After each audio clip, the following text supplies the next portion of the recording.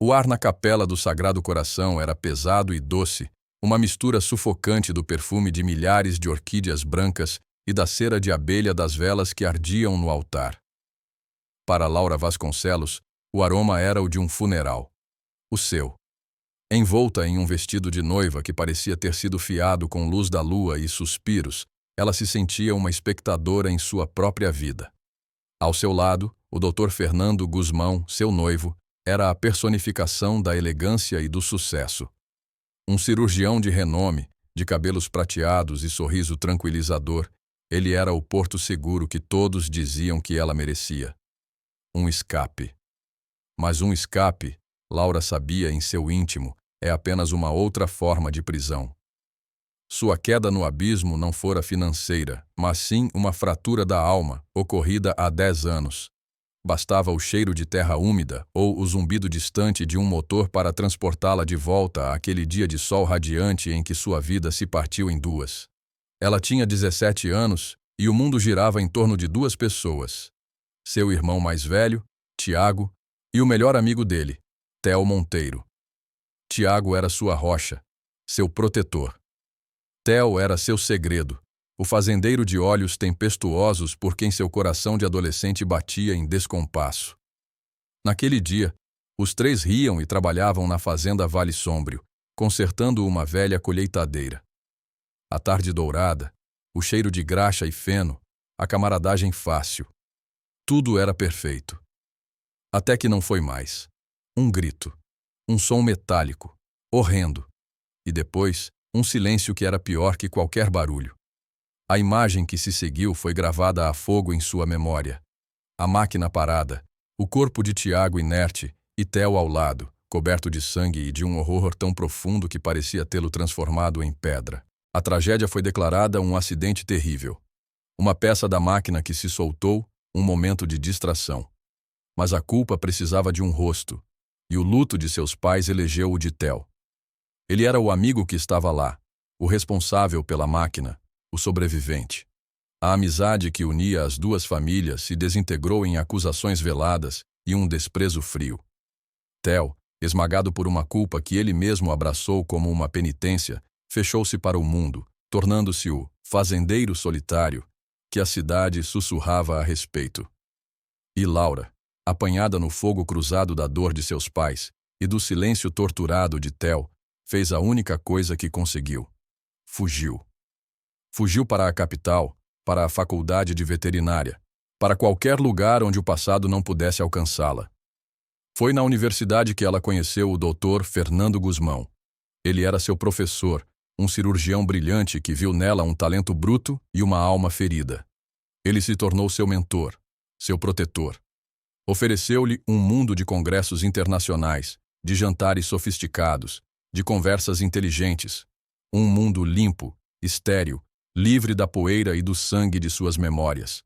Quando ele a pediu em casamento, ela aceitou. Não por um amor avassalador, mas por gratidão e pela promessa de uma anestesia permanente. Casar-se com Fernando era fechar a porta do passado para sempre. Era sua rendição final.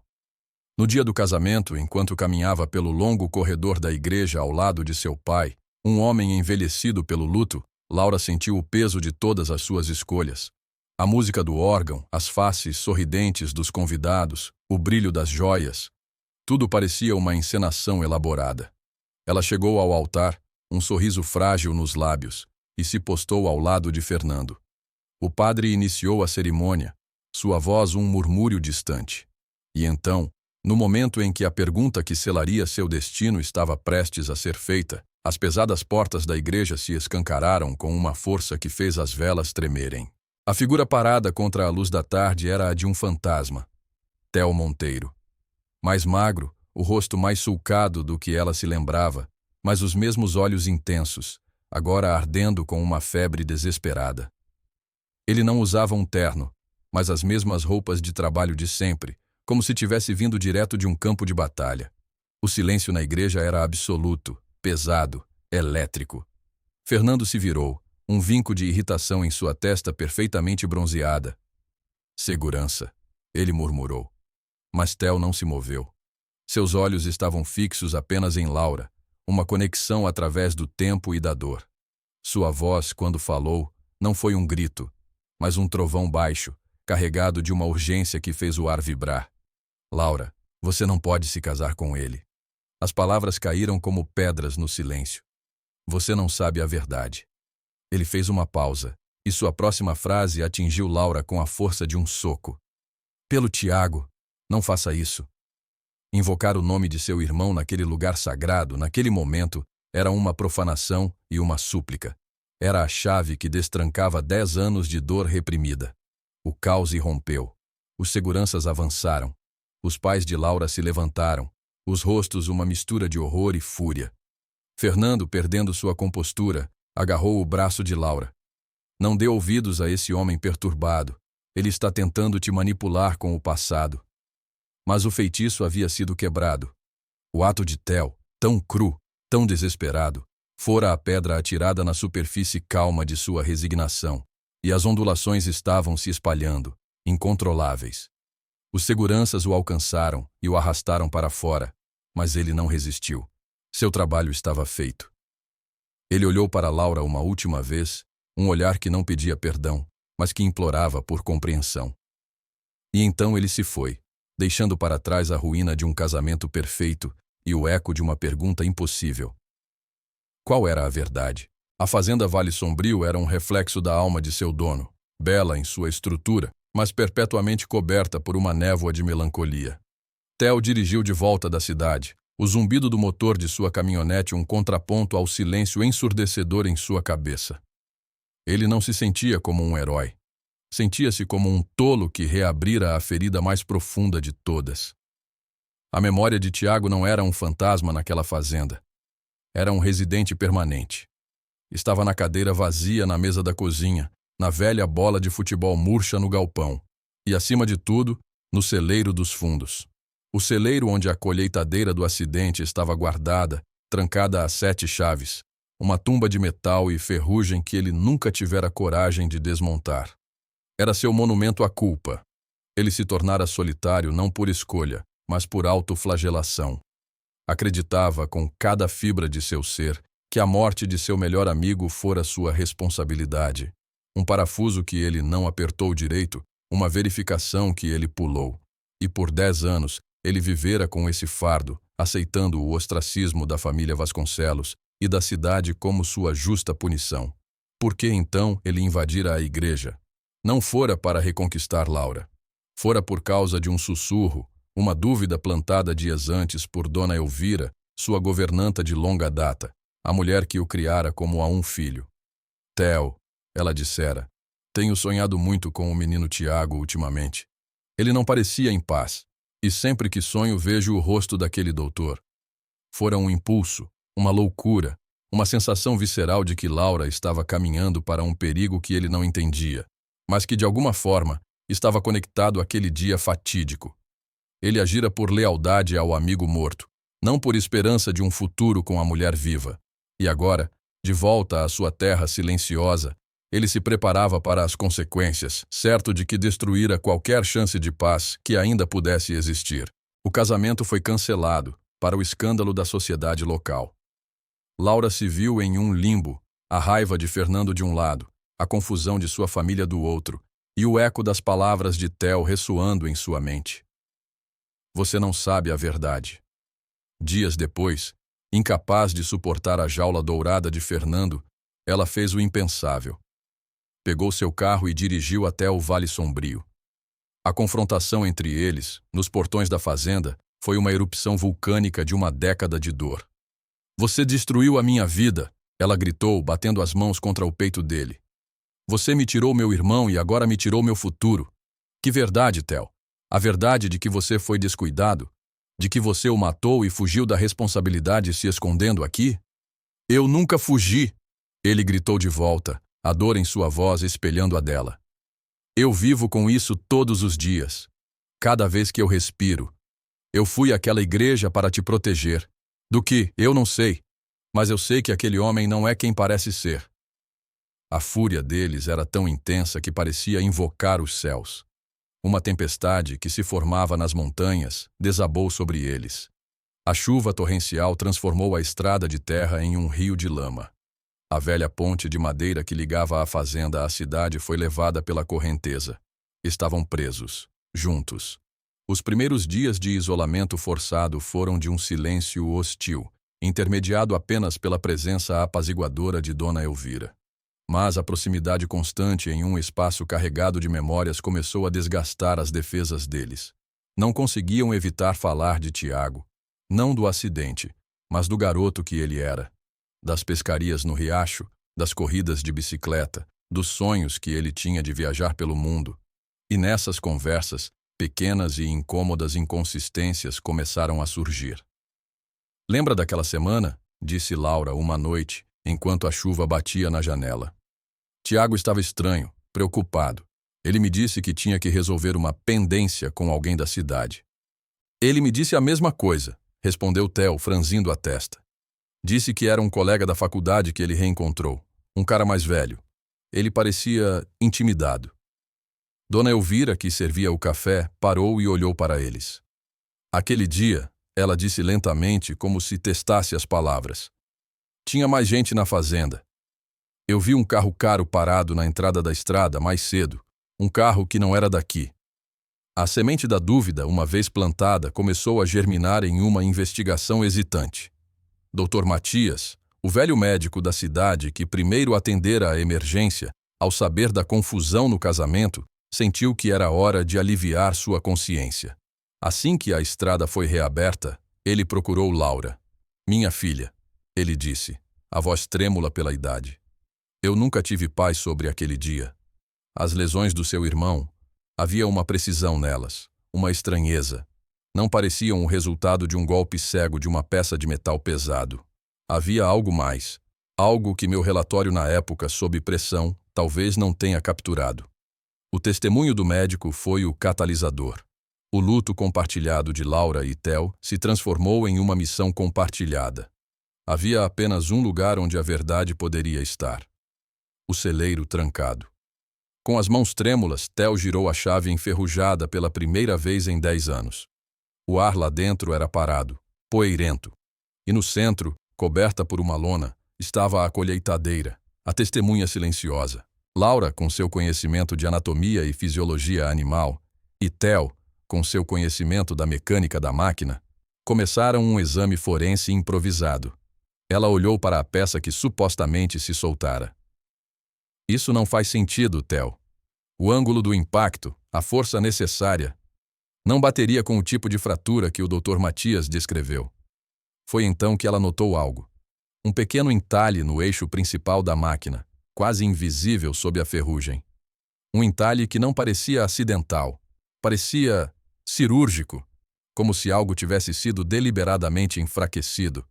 A confiança entre eles estava sendo reconstruída, não sobre as ruínas de um antigo amor, mas sobre a fundação sólida de uma busca pela verdade em nome de Tiago. E essa nova aliança era mais forte e mais perigosa do que eles imaginavam. Fernando Guzmão era um mestre da manipulação.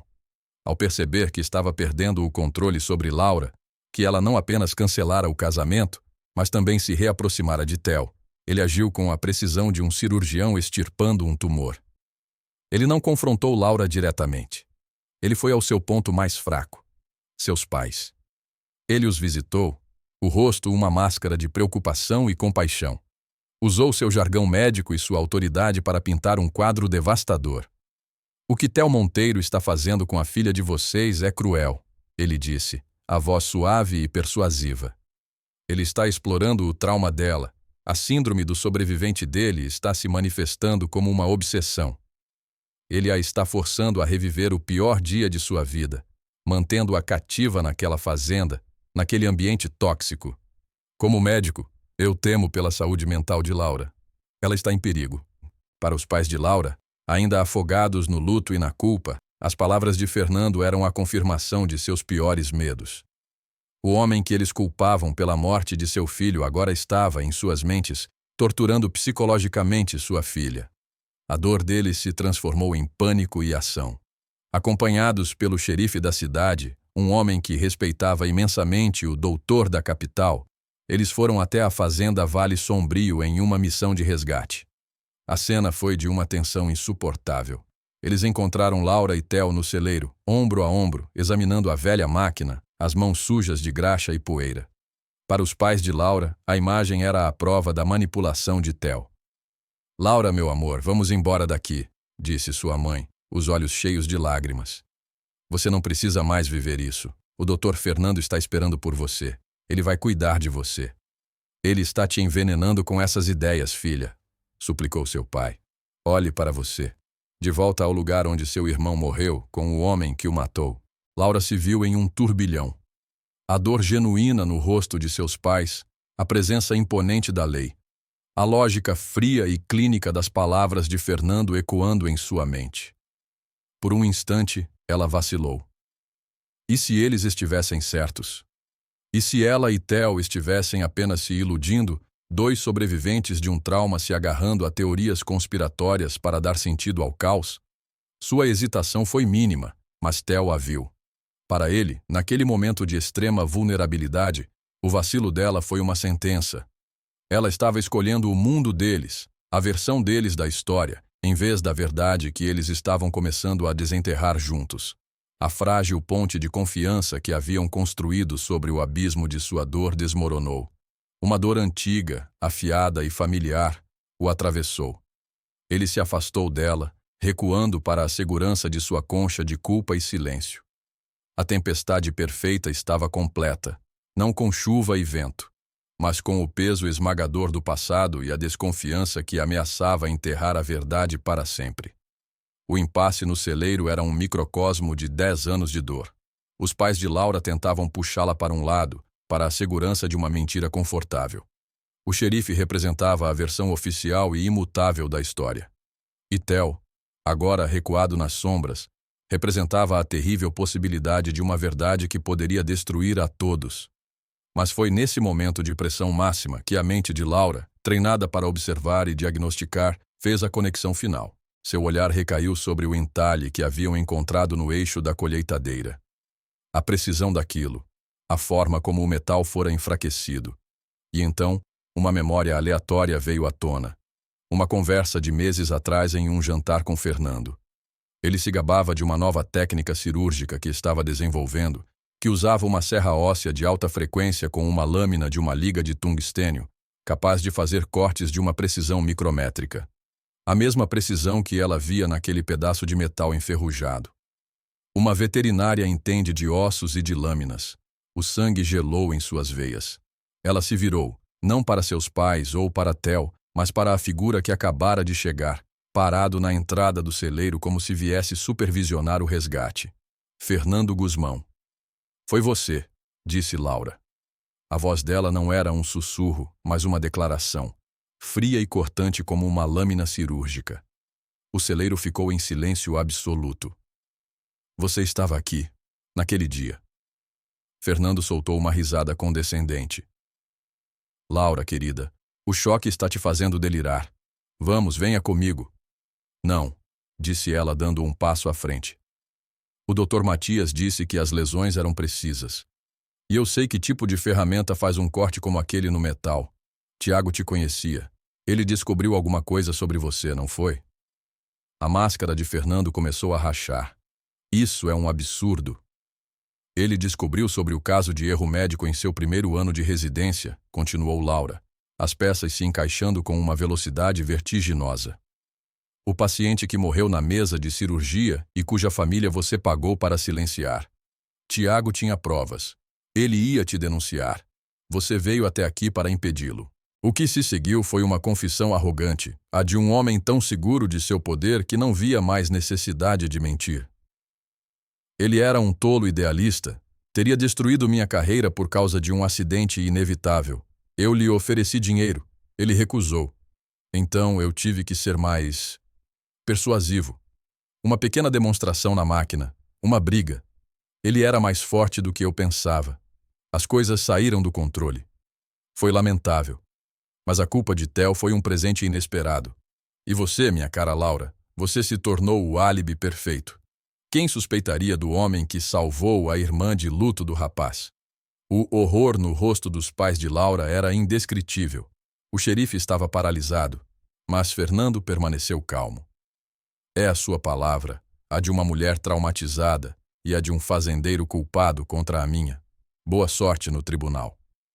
Foi então que o momento que deixaria todos boquiabertos aconteceu. Theo, que observava tudo em silêncio, deu um passo à frente.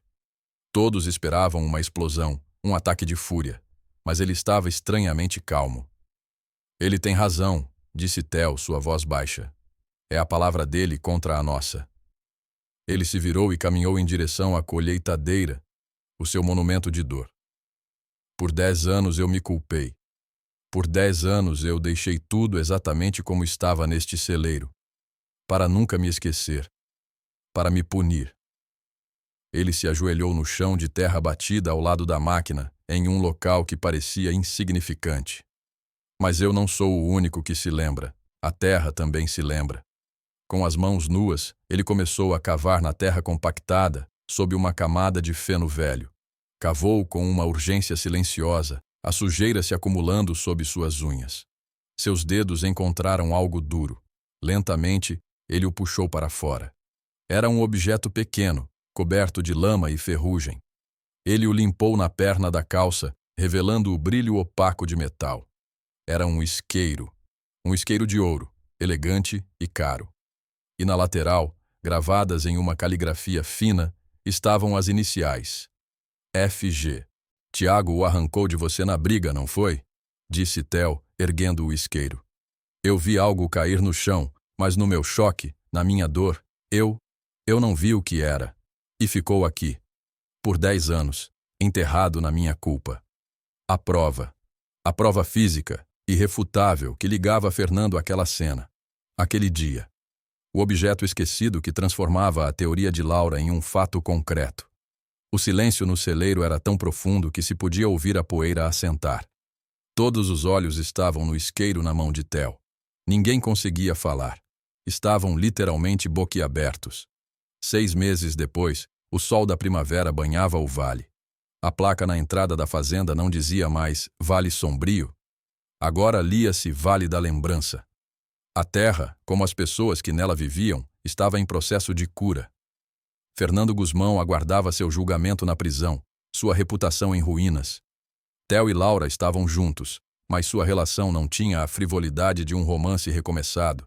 Era algo mais profundo, mais quieto, uma parceria forjada na verdade, cimentada pelo luto compartilhado e pela justiça conquistada. Eles haviam absolvido um ao outro e a si mesmos. Os pais de Laura, depois de um período de profunda vergonha e arrependimento, começaram a reconstruir a ponte para sua filha e para o homem que haviam acusado injustamente. A cena final não era em uma igreja, nem em uma festa. Era em uma colina com vista para a fazenda. Theo e Laura, lado a lado, terminavam de erguer uma simples e elegante pedra de granito. Nela estava gravado apenas um nome, Tiago Vasconcelos, e uma frase: A verdade te liberta. Não era um túmulo, mas um marco. Um lugar não de luto, mas de paz. Eles ficaram ali por um longo tempo, de mãos dadas, observando o vento soprar suavemente pelo capim. Não olhavam para trás, para a pedra, mas para a frente, para o vale vivo e pulsante. O passado havia sido honrado, a verdade revelada. E o futuro, pela primeira vez em muito, muito tempo, era um campo aberto, pronto para ser semeado.